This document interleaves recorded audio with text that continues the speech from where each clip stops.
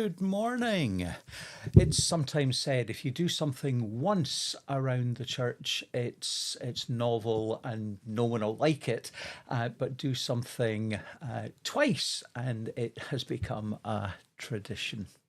Well, this is the third Thursday morning that I have popped on live to say hello and have a wee chat about some of the things being mentioned on the It's for Ministry Facebook page. Things that you're thinking about around technology, leadership, and change in the church. On the Facebook group, there has recently been a bit of chat about different video editors, simple ways to create video. iMovie will be there on your Mac or iPad, probably on the iPhone as well, and video editing on the phone is certainly possible. I do all my video editing on the iPad using an app called LumaFusion. And I've used it for many years, and it is a fantastic application. And we can see it here. That was last Sunday's video worship.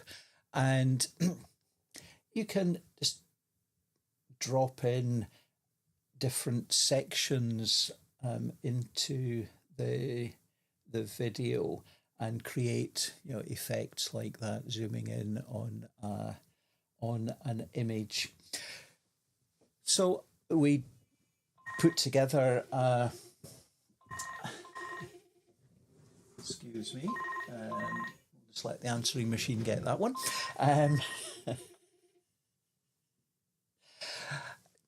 Each week, twice a month, we have a pre-recorded worship video, and different people would get the files to me, and I would pull them all together.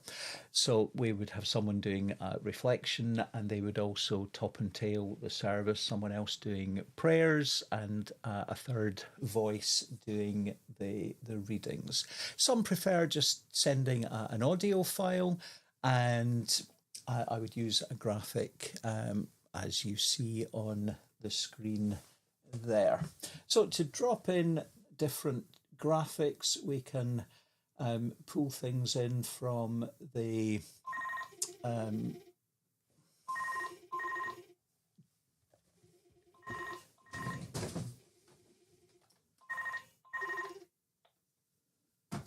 I knew that would happen.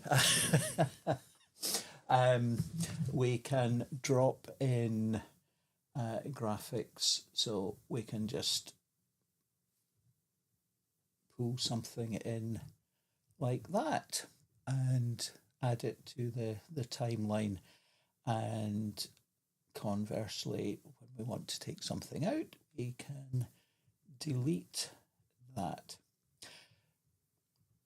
LumaFusion, fantastic application. It does cost around about £20, and there are some additional add-ons that you can purchase, but you will get a very good video editor. I, in the past, have used desktop computer-based systems costing hundreds, and LumaFusion will do all that you need and more for putting together a simple video. So, LumaFusion. There's also been a bit of chat on the channel about hybrid services. It is something that I have tried in the past. It can be quite complicated to pull that off, where you actually have input from different venues. I have experimented with Zoom and also with StreamYard. Um, Trying it again with Zoom is something that probably inspired by some of the comments on the It's for Ministry Facebook group. I have been thinking that we'll try that again. But the things you need to watch out for, if you are putting the audio through a sound system in the church, you want to ensure that you're not then sending the audio that's coming in from Zoom back to Zoom. So through your sound desk, you would want to use an auxiliary channel output and have what's referred to as a mix minus. So you're sending back the audio except the audio that is coming in from Zoom. Otherwise, you're going to get a loop and a lot of distortion. Having said that, Zoom is actually very good at its own inbuilt voice cancellation. And in our presbytery meetings here in Clare LNE, we have been meeting in hubs around the area using Zoom, and it has worked very well indeed with Zoom. And so it is certainly possible to have a hybrid service where 3 or 4, 2, 3 or 4 or more venues are connected via Zoom. And so, from one place, the service can begin, and readings and prayers might come in from other places. If that's something that you are doing, then please do share your wisdom about the pitfalls, the things to watch for.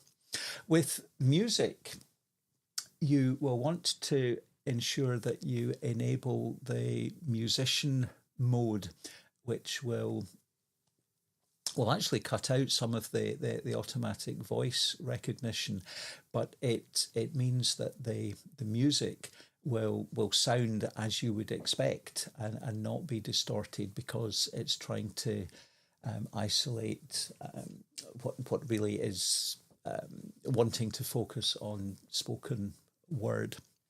So musician mode on the laptops that are sharing any music, and during any hymn singing, you would want to have one venue live and sharing that with the other venues that might sing along, but you wouldn't want their audio coming in.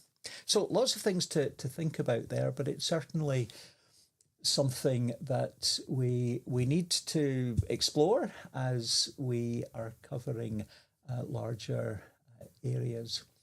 Here around the Peninsula churches, our pattern has been that when there are 5 Sundays in the month, which would happen 4 or 5 times in a calendar year, we have had joint services doing something different to bring folk together, either physically or online.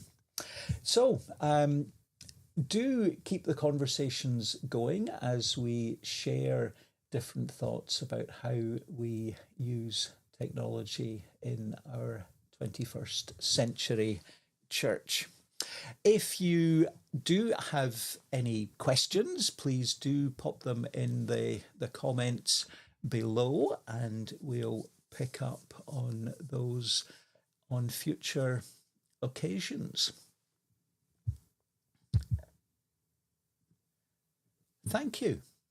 Thank you for engaging in It's for Ministry on the website. It's for ministry.org, and in the Facebook group. God bless you all.